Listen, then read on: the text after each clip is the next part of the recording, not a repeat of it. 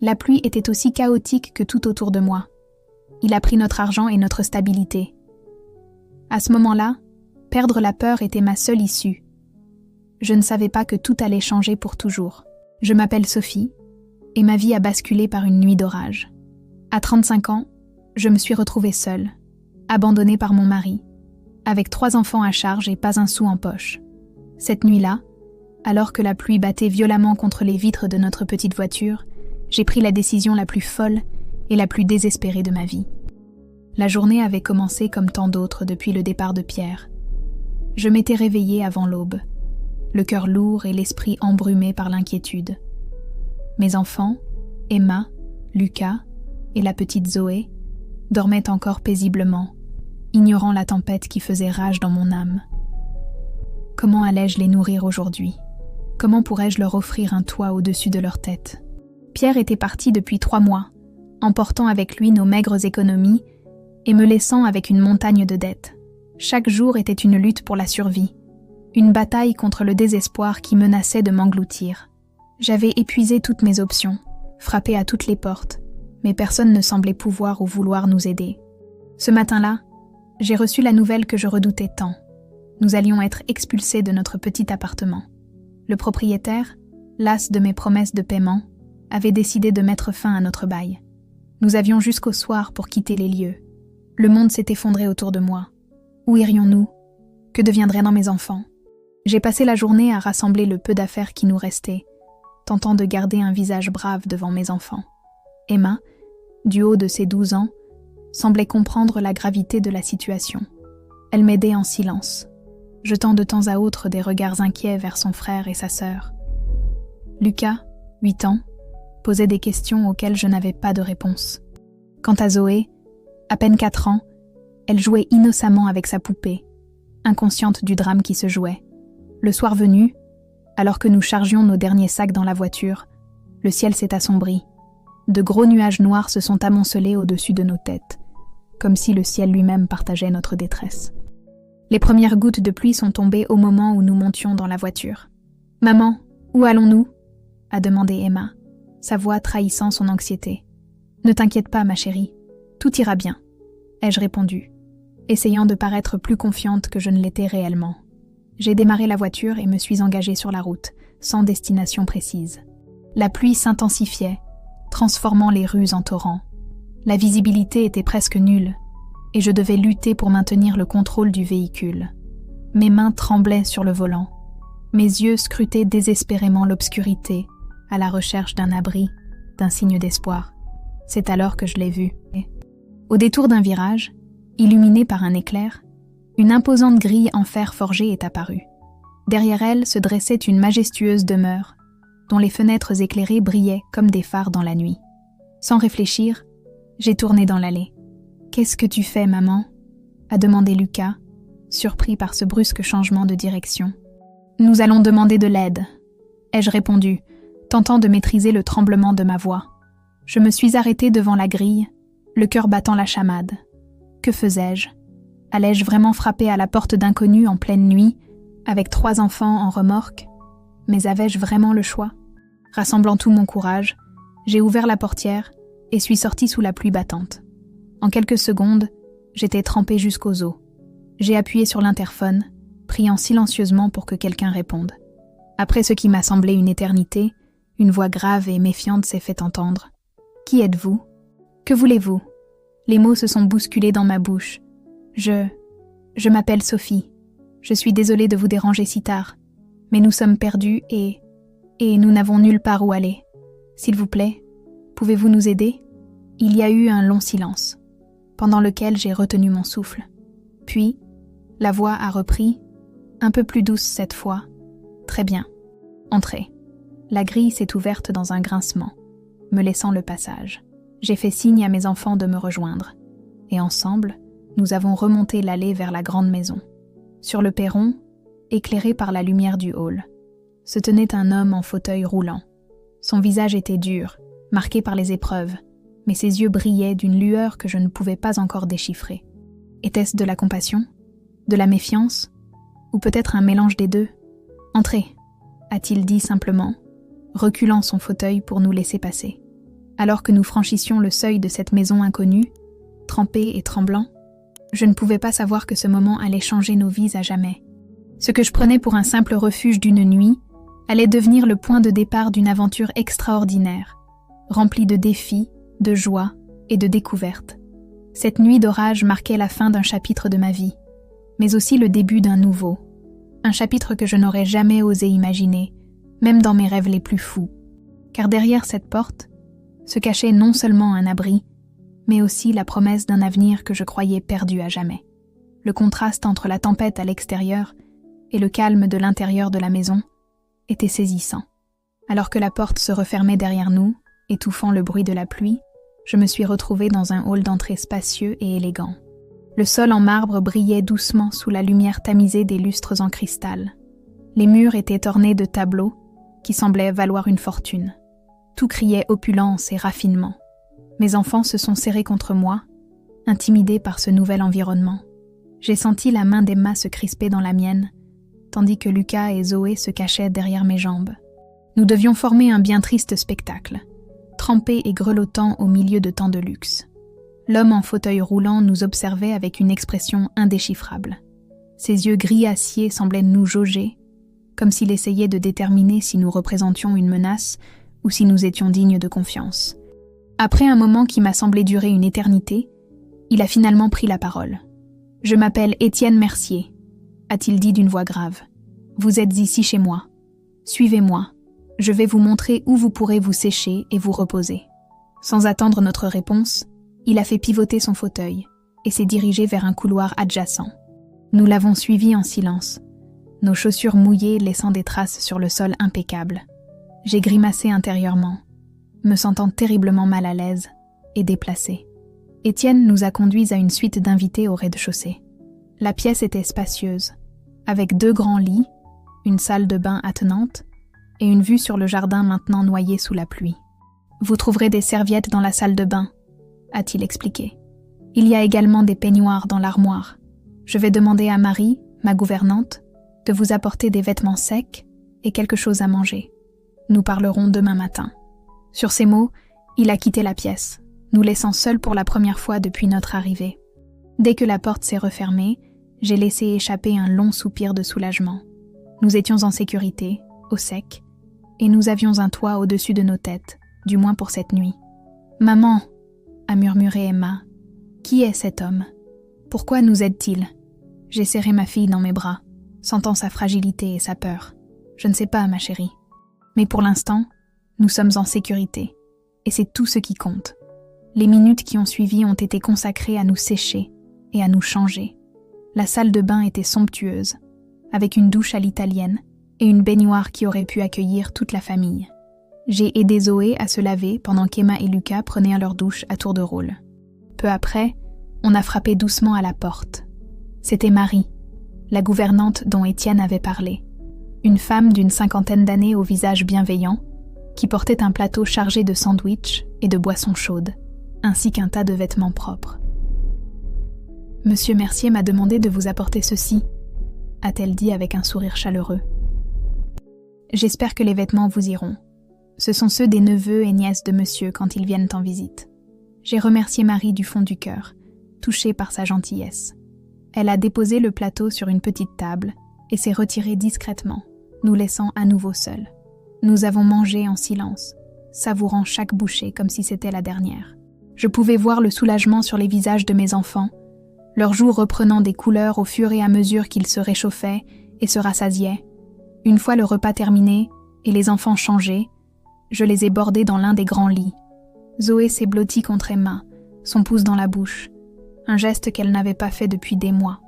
Lucas, de son côté, faisait de son mieux pour paraître brave, mais je pouvais voir la fatigue et l'inquiétude dans ses yeux. « Tout ira bien », ai-je murmuré en les embrassant chacun leur tour. « Dormez maintenant. Demain sera un nouveau jour. » Une fois les enfants endormis, je me suis assise dans un fauteuil près de la fenêtre, observant la pluie qui continuait de tomber. L'adrénaline et la peur qui m'avaient apporté jusque-là commençaient à retomber, laissant place à une multitude de questions et d'inquiétudes. Qui était vraiment cet Étienne Mercier? Pourquoi nous avait-il accueillis si facilement? Que se passerait-il demain matin? Allait-il nous demander de partir? Et si oui, où irions-nous? Malgré mon épuisement, le sommeil me fuyait.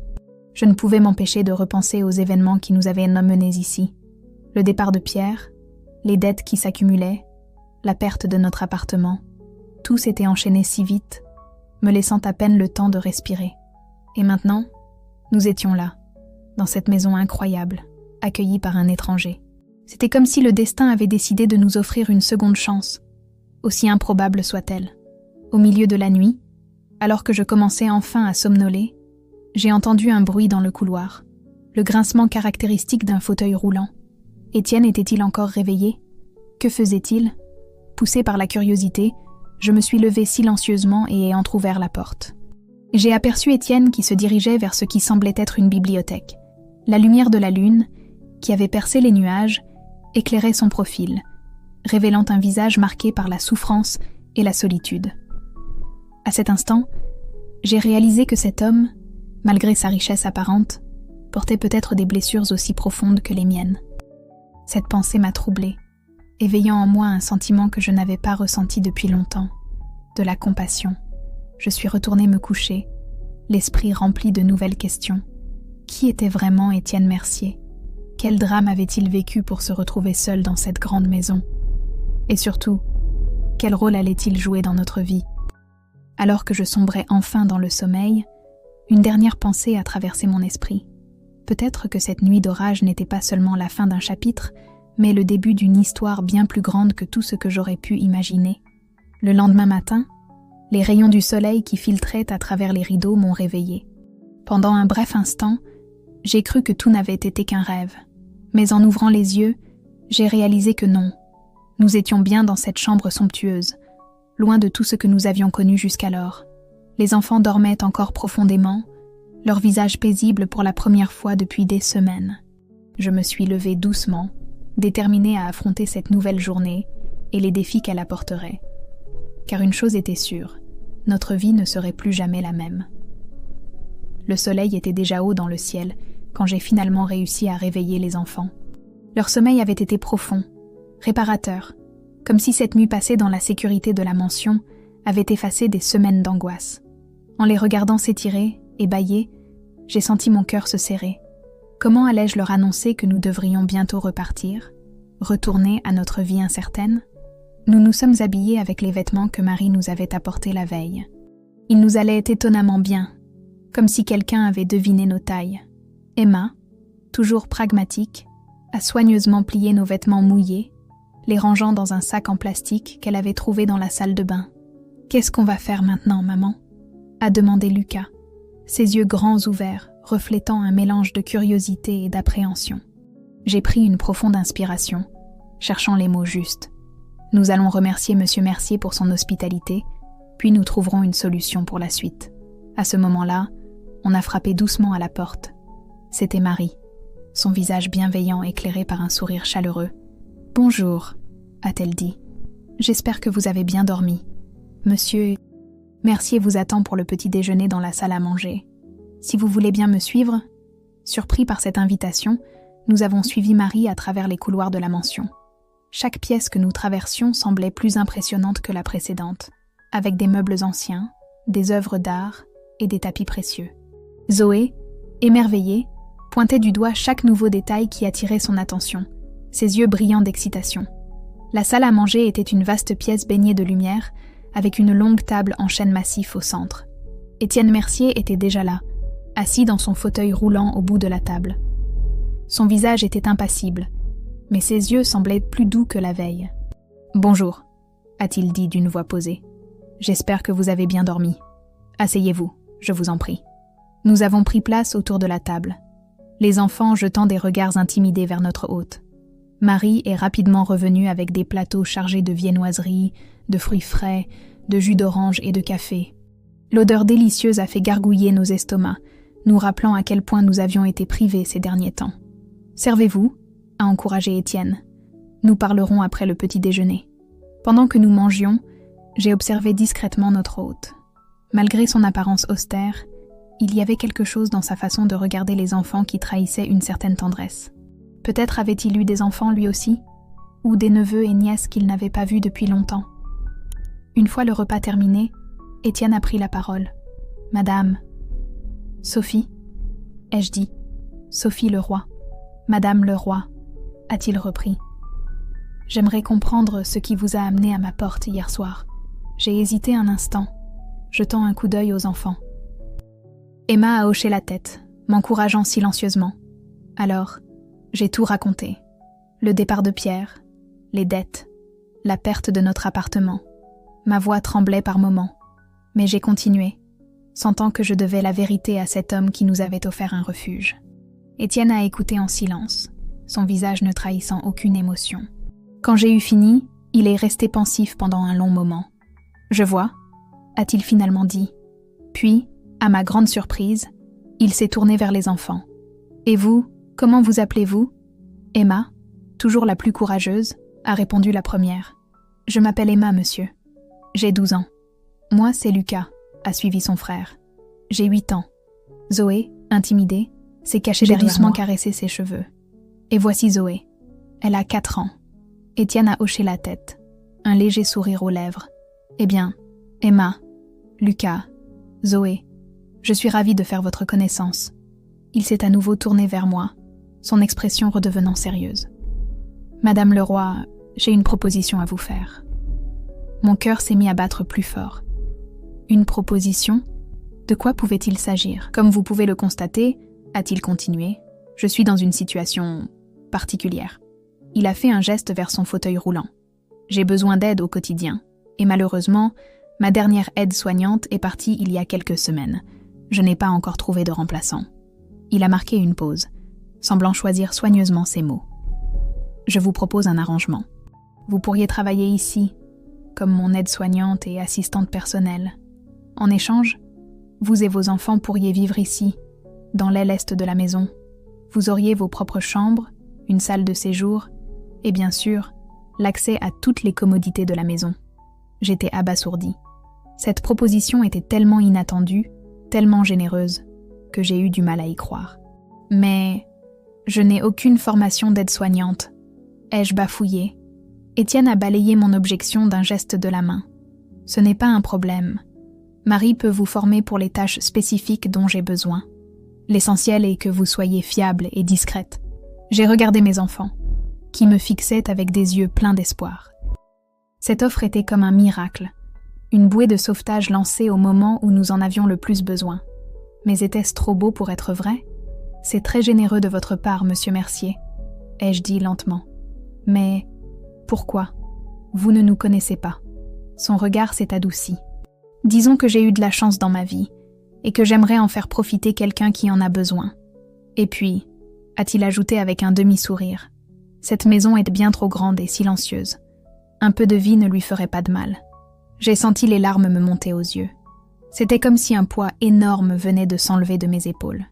Pour la première fois depuis des mois, j'entrevoyais un espoir, une possibilité d'avenir pour mes enfants.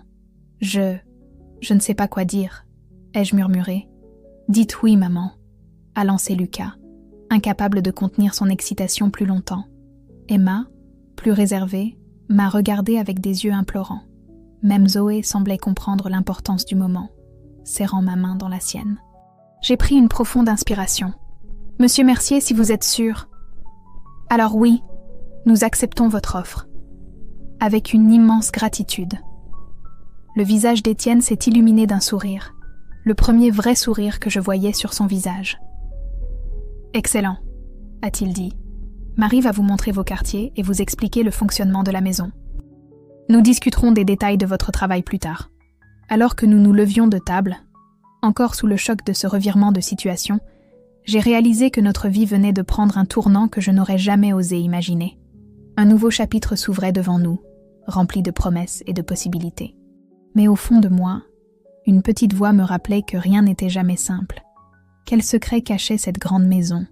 Qui était réellement Étienne Mercier ? Et comment cette nouvelle vie allait-elle nous changer ? Tandis que nous suivions Marie vers ce qui allait devenir notre nouveau foyer, j'ai serré la main de mes enfants. Quoi qu'il arrive, nous étions ensemble. Et pour l'instant, c'était tout ce qui comptait. Les jours qui ont suivi notre arrivée à la mansion Mercier ont été un tourbillon d'émotions et de découvertes. Marie, la gouvernante au cœur d'or, nous a guidés à travers notre nouvelle vie avec une patience infinie. Elle nous a montré nos quartiers dans l'aile est, 3 chambres spacieuses, un salon confortable et même une petite cuisine. C'était plus d'espace que nous n'en avions jamais eu, et les enfants étaient fous de joie. Emma a immédiatement réclamé la chambre avec la grande fenêtre donnant sur le jardin. « Je pourrais dessiner ici », a-t-elle dit, ses yeux brillants d'excitation. Je ne l'avais pas vue aussi enthousiaste depuis des mois. Lucas, quant à lui, a choisi la chambre adjacente à celle d'Étienne. Comme ça, je pourrais l'aider s'il a besoin de quelque chose la nuit, a-t-il expliqué avec un sérieux qui m'a fait sourire. Mon petit garçon grandissait si vite. Zoé, elle, était simplement ravie d'avoir une chambre remplie de jouets. Apparemment, les neveux et nièces d'Étienne avaient laissé de nombreux trésors derrière eux. Mes journées étaient désormais rythmées par mes nouvelles responsabilités. Marie m'a formée avec patience, m'expliquant les soins dont Étienne avait besoin, ses routines, ses préférences. J'ai appris à l'aider pour ses exercices de kinésithérapie, à préparer ses médicaments, à l'assister dans ses tâches quotidiennes. Au début, j'étais terriblement maladroite. Mes mains tremblaient quand je devais l'aider à se lever de son fauteuil, craignant de lui faire mal. Mais Étienne était un patient remarquablement patient. « Ne vous inquiétez pas, Sophie », me disait-il souvent. « Vous vous en sortez très bien. » Peu à peu, j'ai commencé à me sentir plus à l'aise dans mon nouveau rôle. J'ai découvert qu'Étienne était un homme complexe, avec de nombreuses facettes.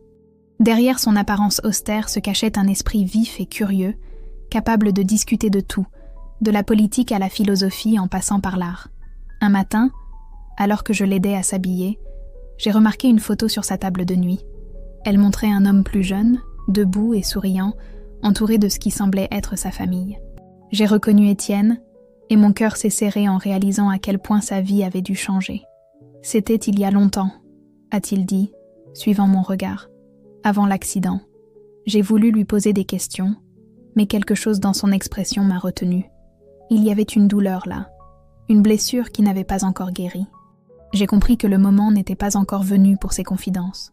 Pendant ce temps, les enfants s'adaptaient à leur nouvelle vie avec une facilité qui m'étonnait. Emma passait des heures dans le jardin, dessinant les fleurs et les arbres. Son talent, qui avait été mis en veilleuse pendant nos moments difficiles, semblait s'épanouir à nouveau. Lucas, fidèle à sa promesse, passait beaucoup de temps avec Étienne. Je les entendais souvent rire ensemble, plongés dans une partie d'échecs ou discutant de l'un des nombreux livres de la bibliothèque. Mon fils semblait avoir trouvé en Étienne une figure paternelle qu'il n'avait jamais vraiment eue avec Pierre. Quant à Zoé, elle apportait une joie contagieuse dans la maison. Ses rires résonnaient dans les couloirs, et même le personnel de maison semblait s'égayer en sa présence. Je l'ai souvent surprise en train de jouer à cache-cache avec Marie ou de aider le jardinier en arrosant les fleurs et parfois ses chaussures. Un soir, alors que je bordais Zoé, elle m'a demandé « Maman, on va rester ici pour toujours ?» J'ai hésité, ne sachant pas quoi répondre. « Pour l'instant, ma chérie, tant que Monsieur Mercier aura besoin de nous. J'espère qu'il aura besoin de nous pour toujours alors, » a-t-elle murmuré avant de s'endormir. Ces mots m'ont fait réfléchir. Il était vrai que nous nous sentions en sécurité ici, plus heureux que nous ne l'avions été depuis longtemps. Mais je ne pouvais m'empêcher de me demander combien de temps cela durerait. Étienne nous avait offert un refuge, mais pour combien de temps ? Ces pensées m'accompagnaient souvent alors que je vaquais à mes tâches quotidiennes. Un matin, alors que j'aidais Étienne à s'installer dans son bureau, il a dû sentir mon trouble. « Quelque chose vous préoccupe, Sophie ?» a-t-il demandé, son regard perçant semblant lire en moi. J'ai hésité, ne voulant pas paraître ingrate. C'est juste que tout ceci semble trop beau pour être vrai. J'ai peur de m'y habituer. Et puis que tout disparaisse, a-t-il terminé pour moi. J'ai hoché la tête, incapable de parler. Étienne a pris ma main dans la sienne, un geste qui m'a surprise par sa chaleur. « Sophie, je vous ai fait une promesse. Tant que vous ferez votre travail, et je dois dire que vous le faites admirablement, vous et vos enfants aurez toujours une place ici. N'ayez pas peur de vous installer, de vous sentir chez vous. » Ces mots m'ont réchauffé le cœur, chassant une partie de mes inquiétudes. Pourtant, une petite voix au fond de moi me rappelait que rien n'était jamais certain dans la vie. Les semaines ont passé, se transformant en mois. Petit à petit, nous avons trouvé notre rythme dans cette nouvelle vie. Les enfants ont commencé à suivre des cours à domicile. avec des professeurs engagés par Étienne. Emma excellait en art, Lucas se passionnait pour les sciences, et même la petite Zoé commençait à apprendre à lire. Quant à moi, je découvrais chaque jour de nouvelles facettes de mon travail et de moi-même. J'ai appris à gérer l'agenda d'Étienne, à l'assister dans ses affaires, à être son bras droit dans la gestion de la maison. C'était un travail exigeant, mais gratifiant. Un soir, alors que les enfants étaient recouchés, Étienne m'a demandé de le rejoindre dans son bureau. Mon cœur s'est mis à battre plus fort, craignant de mauvaises nouvelles. Mais quand je suis entrée, il m'a accueillie avec un sourire. « Sophie, a-t-il dit, je voulais vous remercier. Depuis que vous et vos enfants êtes arrivés, cette maison a retrouvé une âme. Je ne m'étais pas rendu compte à quel point elle en avait besoin, à quel point j'en avais besoin. Ces mots m'ont ému plus que je ne voulais l'admettre. C'est nous qui devrions vous remercier, Étienne. Vous nous avez sauvés. » Il a secoué la tête. Peut-être nous sommes-nous sauvés mutuellement. À cet instant, j'ai réalisé que quelque chose avait changé. Ce n'était plus seulement un arrangement pratique, une relation employeur-employé.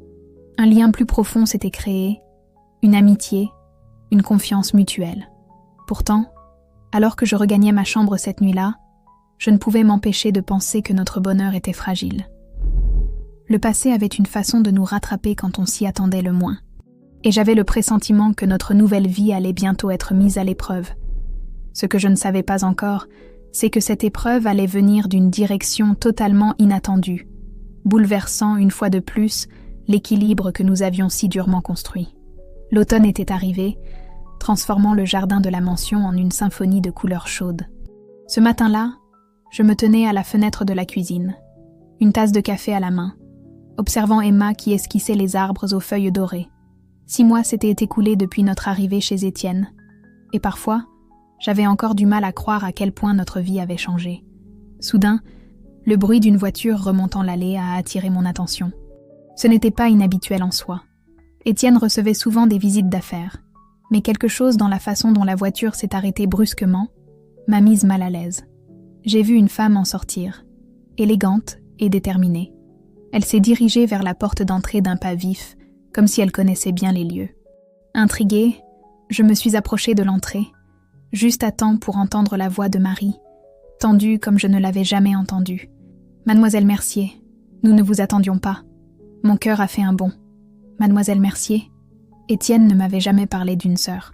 Je n'ai pas besoin d'invitation pour venir chez mon frère, Marie, » a répondu une voix tranchante. « Où est-il » Avant que Marie ne puisse répondre, Étienne est apparu dans son fauteuil roulant, son visage habituellement impassible, trahissant une surprise mêlée d'inquiétude.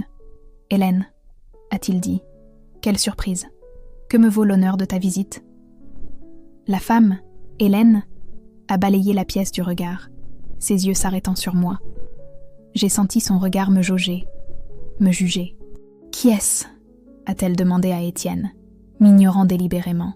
« Je te présente Sophie Leroy » a répondu Étienne, sa voix calme mais ferme. « Elle travaille ici comme mon assistante personnelle et aide-soignante. » Hélène a haussé un sourcil. « Vraiment ? Et depuis quand as-tu besoin d'une assistante personnelle ?» Le ton de sa voix ne laissait aucun doute sur ce qu'elle pensait réellement de ma présence ici. J'ai senti mes joues s'empourprer, mais je me suis efforcée de garder mon calme. « Hélène, » a dit Étienne, un avertissement dans sa voix, « si nous pouvions discuter en privé ?» À ce moment-là, Lucas est entré en courant, suivi de près par Zoé. « Maman, regarde ce que j'ai !» Il s'est arrêté net en voyant la nouvelle venue. Le visage d'Hélène s'est décomposé. « Des enfants ? Étienne, qu'est-ce que cela signifie ?» Je me suis avancée, déterminée à protéger mes enfants de cette tension palpable. « Lucas, Zoé, pourquoi n'iriez-vous pas jouer dans le jardin avec Emma ?» Ils ont hoché la tête, sentant que quelque chose n'allait pas, et sont sortis rapidement. Une fois qu'ils furent repartis, Hélène s'est tournée vers son frère, les yeux flamboyants de colère. « Tu as transformé la maison familiale en refuge pour cas sociaux maintenant ?» a-t-elle craché. « As-tu perdu l'esprit ?»« Ça suffit, Hélène » a grondé Étienne. « Tu n'as aucun droit de venir ici et d'insulter mes invités. »« Tes invités ?» a-t-elle ri, un son sans joie. « Ne me prends pas pour une idiote, Étienne. J'ai fait des recherches. Je sais tout sur cette femme et son passé. Douteux. » Mon sang s'est glacé dans mes veines. Comment pouvait-elle savoir? Qu'avait-elle découvert? Étienne a jeté un coup d'œil dans ma direction, son expression indéchiffrable. « Sophie, pourriez-vous nous laisser un moment, s'il vous plaît ?» J'ai acquiescé, reconnaissante de pouvoir m'échapper de cette atmosphère tendue. Mais alors que je me dirigeais vers la porte, j'ai entendu Hélène murmurer « Tu ne sais pas dans quoi tu t'embarques, Étienne. Cette femme va te détruire, comme son mari l'a fait avant elle. » Ces mots m'ont frappé comme un coup de poing. Comment savait-elle pour Pierre? Qu'est-ce que mon ex-mari avait à voir avec tout cela? Je me suis précipitée dans le jardin, l'esprit en ébullition. Les enfants jouaient paisiblement, inconscients du drame qui se déroulait à l'intérieur. Emma a levé les yeux de son dessin, son visage s'assombrissant en voyant mon expression. « Maman, qu'est-ce qui se passe ?» J'ai forcé un sourire. « Rien, ma chérie. Juste une visite inattendue. » Mais au fond de moi, je savais que c'était bien plus que cela. Le passé que j'avais désespérément essayé de laisser derrière moi venait de nous rattraper, menaçant de détruire tout ce que nous avions construit ici. Les heures qui ont suivi ont été interminables. J'entendais parfois des éclats de voix venant du bureau d'Étienne, mais je n'osais pas m'approcher. Les enfants sentèrent que quelque chose n'allait pas, mais je faisais de mon mieux pour les distraire, pour préserver encore un peu leur innocence. Enfin, en fin d'après-midi, j'ai entendu la voiture d'Hélène repartir. Quelques minutes plus tard, Étienne m'a fait appeler dans son bureau. Il était assis près de la fenêtre, son regard perdu dans le lointain. Quand je suis entrée, il s'est tourné vers moi, son visage portant les traces d'une fatigue immense. « Sophie, » a-t-il dit doucement, « je pense qu'il est temps que nous ayons une conversation franche. » Mon cœur battait si fort que j'étais sûre qu'il pouvait l'entendre. « Étienne, Il a levé une main pour m'interrompre. Ma sœur a fait des révélations troublantes sur votre passé, sur votre mari. J'ai fermé les yeux, sentant le monde s'écrouler autour de moi.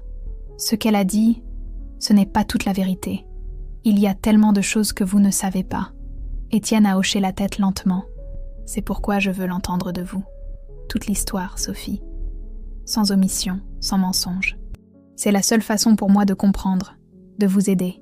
J'ai pris une profonde inspiration, sentant le poids de mes secrets peser lourdement sur mes épaules. Le moment était venu de tout révéler, de faire face à mon passé une fois pour toutes. Mais alors que je m'apprêtais à parler, une pensée terrifiante m'a traversé l'esprit. Et si la vérité changeait tout? Si elle détruisait la confiance qu'Étienne avait placée en moi? Pourtant, je savais que je n'avais pas le choix. Pour le bien de mes enfants, pour notre avenir, je devais affronter mes démons. Alors, rassemblant tout mon courage, j'ai commencé à raconter mon histoire, priant silencieusement pour qu'Étienne comprenne, pour qu'il nous donne une chance de rester dans ce havre de paix que nous avions trouvé ici. Tout a commencé il y a 3 ans. Ai-je commencé? Ma voix à peine plus forte qu'un murmure. Quand Pierre, mon mari, a perdu son emploi, tout a commencé il y a 3 ans. Ai-je repris, ma voix tremblante mais déterminée. Pierre, mon mari à l'époque, travaillait comme comptable dans une grande entreprise. Il était ambitieux, toujours à la recherche de moyens de grimper les échelons. Un jour, il est rentré à la maison, le visage pâle et les mains tremblantes. Il venait d'être licencié. Étienne m'écoutait attentivement, son visage impassible. J'ai pris une profonde inspiration avant de continuer. Au début, nous pensions que ce n'était qu'un revers temporaire. Pierre cherchait activement du travail, et j'ai pris un emploi à temps partiel pour nous aider à joindre les 2 bouts. Mais les semaines sont devenues des mois, et Pierre, il a changé. Il est devenu amer, colérique. Il passait ses journées à boire et à ruminer sa rancœur contre son ancien employeur. Je me suis arrêtée un instant, les souvenirs douloureux remontant à la surface. Étienne m'a encouragée d'un hochement de tête à poursuivre. Un soir, Pierre est rentré tard, euphorique. Il m'a dit qu'il avait trouvé un moyen de se venger, de récupérer ce qui lui était dû. J'aurais dû comprendre à ce moment-là, j'aurais dû l'arrêter. Ma voix s'est brisée, et j'ai senti les larmes me monter aux yeux. Étienne m'a tendu un mouchoir, son geste empreint d'une gentillesse qui m'a donné le courage de continuer. Pierre avait décidé de pirater le système informatique de son ancienne entreprise. Il voulait voler des informations confidentielles, les vendre aux plus offrants. Je l'ai supplié de ne pas le faire, mais il était comme possédé. Il disait que c'était notre seule chance de nous en sortir, de donner un meilleur avenir à nos enfants. J'ai levé les yeux vers Étienne, cherchant dans son regard une trace de jugement, mais je n'y ai vu que de la compassion. Un soir, alors que Pierre était sorti, j'ai reçu un appel de la police. Ils avaient arrêté Pierre en flagrant délit. Il avait réussi à s'introduire dans les locaux de l'entreprise et à accéder à leur système. Mais il s'était fait prendre avant de pouvoir s'échapper avec les données. J'ai pris une pause, essuyant mes larmes. J'étais dévastée, Étienne, non seulement pour Pierre, mais aussi pour nos enfants. Comment allais-je leur expliquer que leur père était en prison? Comment allais-je subvenir à leurs besoins?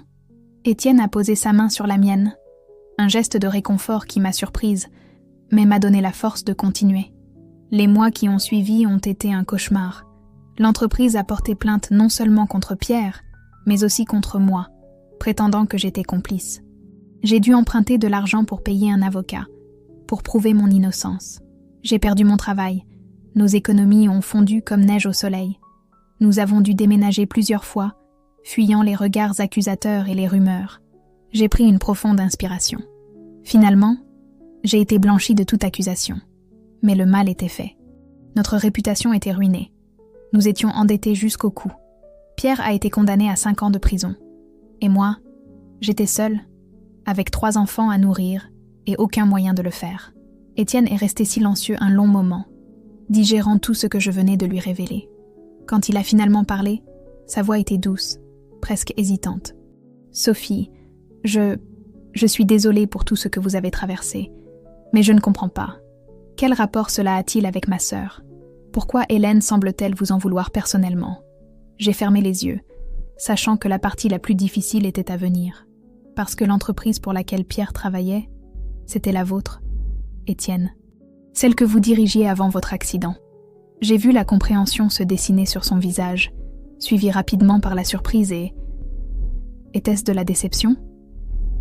Vous le saviez? A-t-il demandé, sa voix à peine audible. Quand vous êtes venu ici cette nuit-là, vous saviez qui j'étais? J'ai secoué la tête vigoureusement. Non, Étienne, je vous le jure. Je n'ai fait le lien que plus tard, quand j'ai vu votre nom complet sur des documents. À ce moment-là, nous étions déjà installés ici. Les enfants étaient heureux pour la première fois depuis si longtemps. J'ai eu peur que si je vous disais la vérité, vous nous chasseriez. Étienne s'est détourné, regardant par la fenêtre. Le silence qui s'est installé était assourdissant. J'ai senti mon cœur se serrer, craignant d'avoir tout perdu. « Je comprends si vous voulez que nous partions », ai-je murmuré, les larmes coulant librement sur mes joues. Je vais préparer nos affaires. Alors que je me levais pour partir, la voix d'Étienne m'a arrêtée. « Sophie, attendez !» Je me suis retournée, le cœur battant. Étienne me regardait, son expression indéchiffrable. « Ce que votre mari a fait, c'était impardonnable. Il a mis en danger des années de travail, la sécurité de centaines d'employés. Mais vous n'étiez pas responsable de ces actions. Vous avez fait ce que vous pensiez être juste pour protéger vos enfants. » J'ai retenu mon souffle, n'osant pas espérer. « Je ne peux pas nier que cette révélation me perturbe, » a-t-il continué. « Mais je vois aussi la femme courageuse et dévouée que vous êtes devenue, la mère aimante qui ferait tout pour ses enfants, l'assistante compétente qui a apporté tant de lumière dans cette maison. » Il s'est approché de moi, prenant mes mains dans les siennes. « Je ne vais pas vous demander de partir, Sophie, mais j'ai besoin de temps pour digérer tout cela. Et nous devrons établir une nouvelle base de confiance. » Les larmes coulaient maintenant librement sur mon visage. Mais cette fois-ci, c'étaient des larmes de soulagement et de gratitude. « Merci, Étienne. Je ferai tout pour regagner votre confiance. Je vous le promets. » Il a hoché la tête, un petit sourire aux lèvres. « Je n'en doute pas. Maintenant, allez retrouver vos enfants. Ils doivent s'inquiéter. » Alors que je quittais le bureau, je me suis sentie plus légère que je ne l'avais été depuis des années. Le poids de mes secrets s'était envolé, remplacé par un nouvel espoir. Mais au fond de moi, je savais que ce n'était que le début. Il y aurait d'autres défis à relever, d'autres obstacles à surmonter. Et la plus grande épreuve était peut-être encore à venir. Car si Étienne avait choisi de nous donner une chance, sa sœur Hélène ne serait probablement pas aussi compréhensive. Je sentais que notre confrontation n'était que le début d'une longue bataille. Mais pour la première fois depuis longtemps, je me sentais prête à affronter ce qui allait venir. Car maintenant, je n'étais plus seule. J'avais trouvé en Étienne non seulement un employeur, mais aussi un allié, peut-être même un ami. Alors que je rejoignais mes enfants dans le jardin, observant leurs visages souriants et insouciants, j'ai fait une promesse silencieuse. Quoi qu'il arrive, je protégerai ce bonheur que nous avions trouvé ici, car cette maison n'était plus seulement un refuge, elle était devenue notre foyer. Les jours qui ont suivi ma confession à Étienne ont été empreints d'une étrange tension. Bien qu'il ait assuré que nous pouvions rester, je sentais un changement subtil dans son comportement. Ses regards s'attardaient un peu plus longtemps sur moi, comme s'il essayait de réconcilier la Sophie qu'il connaissait avec celle dont il venait d'apprendre l'histoire. Les enfants, heureusement, semblaient inconscients de ce malaise. Emma continuait à peindre avec passion, transformant sa chambre en un véritable atelier. Lucas passait toujours autant de temps avec Étienne, leur partie d'échecs devenant presque quotidienne. Quant à Zoé, elle illuminait la maison de son rire insouciant, oblivieux aux tensions adultes. Un matin, alors que j'aidais Étienne à s'installer dans son bureau, il a brisé le silence qui s'était installé entre nous. « Sophie » a-t-il dit, sa voix douce mais ferme. J'ai réfléchi à notre situation. Mon cœur s'est mis à battre plus fort. Était-ce le moment où il allait nous demander de partir ? J'ai décidé que nous ne pouvions pas continuer ainsi, à marcher sur des œufs autour de l'autre, a-t-il poursuivi. Ce qui est fait est fait. Votre passé fait partie de vous, mais ce n'est pas ce qui vous définit. Ce qui compte, c'est qui vous êtes maintenant, et la façon dont vous avez pris soin de cette maison, de moi. J'ai senti les larmes me monter aux yeux, soulagée par ces paroles. « Merci, Étienne », ai-je murmuré. « Votre compréhension signifie beaucoup pour moi. » Il a hoché la tête, un léger sourire aux lèvres. « Cependant, » a-t-il ajouté, « il y a quelque chose que nous devons aborder. Ma sœur, Hélène. » J'ai senti mon estomac se nouer à la mention de son nom. « Hélène est protectrice ?» a expliqué Étienne. « Depuis mon accident, elle s'est donnée pour mission de veiller sur moi, parfois de manière excessive. Elle ne vous fait pas confiance, Sophie, et elle ne renoncera pas facilement. Que pouvons-nous faire ? Ai-je demandé, inquiète. Pour commencer, nous allons organiser un dîner, a-t-il annoncé. Vous, moi, Hélène et vos enfants. Il est temps qu'elle vous voie comme je vous vois, une femme forte, une mère dévouée et une assistante indispensable. L'idée me terrifiait, mais je savais qu'Étienne avait raison. Nous ne pouvions pas continuer à vivre dans la peur d'Hélène. Les jours suivants ont été consacrés à la préparation de ce dîner crucial. J'ai passé des heures en cuisine avec Marie, préparant les plats préférés d'Étienne et d'Hélène. Emma a créé de magnifiques décorations pour la table, tandis que Lucas a aidé à organiser la disposition des places. Le soir du dîner est enfin arrivé. Vêtue d'une robe simple mais élégante, un cadeau d'Étienne pour l'occasion, j'ai accueilli Hélène à la porte. Son regard froid m'a transpercée, mais j'ai tenu bon, déterminée à ne pas me laisser intimider. Le début du repas a été tendu, ponctué de silences gênants et de regards en coin. Mais peu à peu, grâce à l'enthousiasme contagieux des enfants et à la diplomatie d'Étienne, l'atmosphère s'est détendue. Emma a montré à Hélène ses derniers dessins, recevant des compliments sincères sur son talent. Lucas a engagé une conversation passionnée sur un livre qu'Étienne lui avait recommandé, impressionnant Hélène par sa maturité. Même la petite Zoé a réussi à arracher un sourire à la sœur d'Étienne, avec ses remarques innocentes et drôles. Alors que je débarrassais le dessert, Hélène m'a suivie dans la cuisine. Mon cœur s'est mis à battre la chamade, anticipant une confrontation. « Sophie » a-t-elle dit, sa voix étonnamment douce. « Je pense que je vous dois des excuses.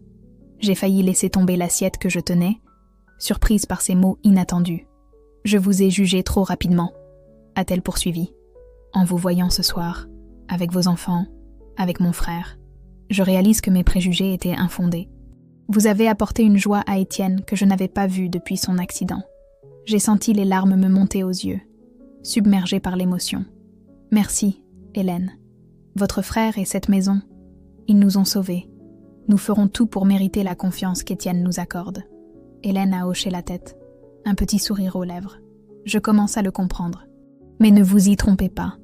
Je garderai toujours un œil sur vous. Mon frère est tout ce qui me reste. Je n'en attendais pas moins, ai-je répondu, comprenant sa position. Lorsque nous sommes revenus dans la salle à manger, Étienne nous a regardés avec curiosité. J'ai échangé un regard complice avec Hélène, avant de lui adresser un sourire rassurant. La soirée s'est terminée sur une note positive, Hélène promettant de revenir bientôt pour passer du temps avec les enfants. Alors qu'elle partait, j'ai senti qu'un nouveau chapitre s'ouvrait pour nous tous.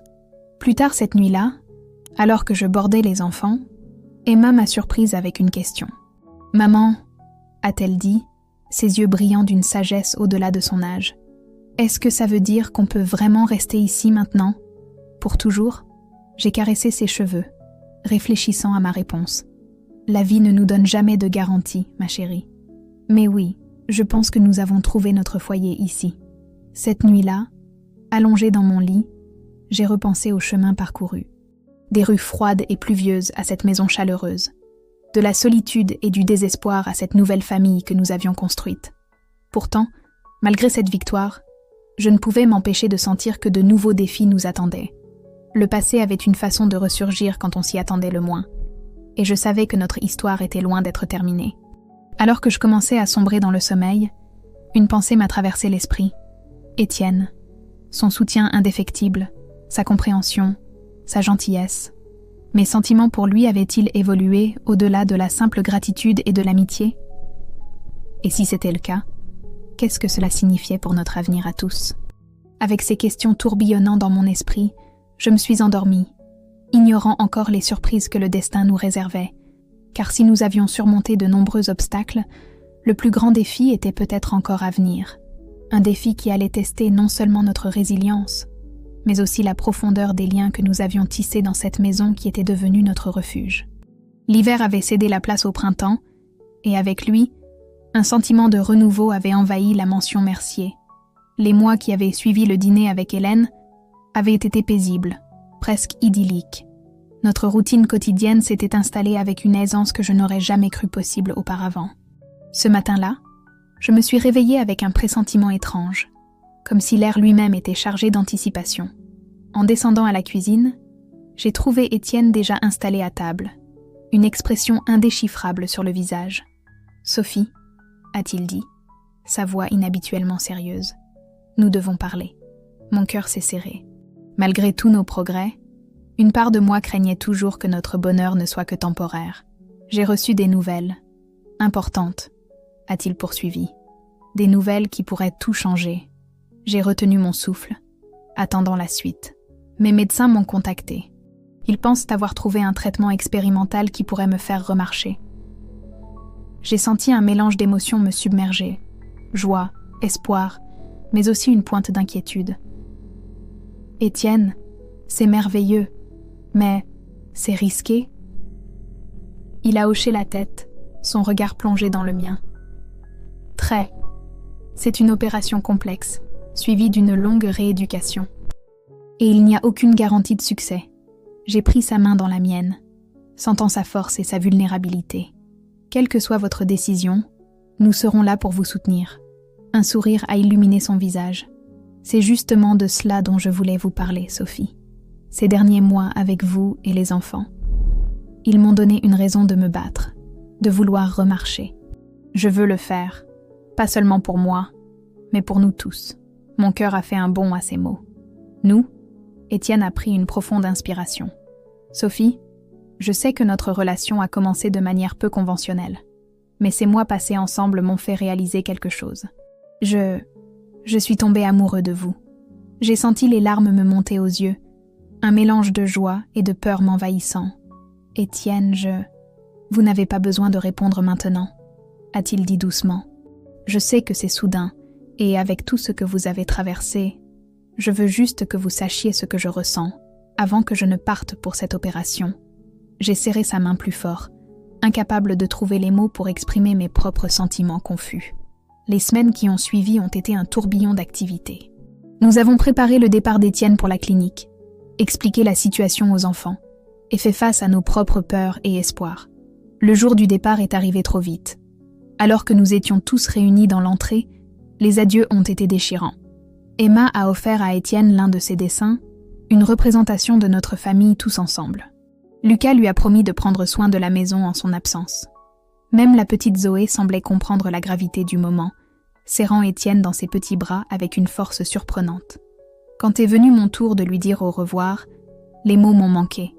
J'ai simplement pris son visage entre mes mains et l'ai embrassé, y mettant tous les sentiments que je n'arrivais pas à exprimer.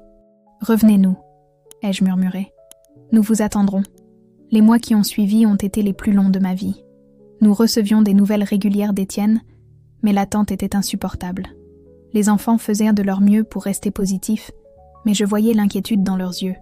Contre toute attente, c'est Hélène qui est devenue notre plus grand soutien durant cette période. Elle passait souvent nous voir, apportant des nouvelles fraîches d'Étienne et offrant un réconfort dont je ne l'aurais jamais cru capable.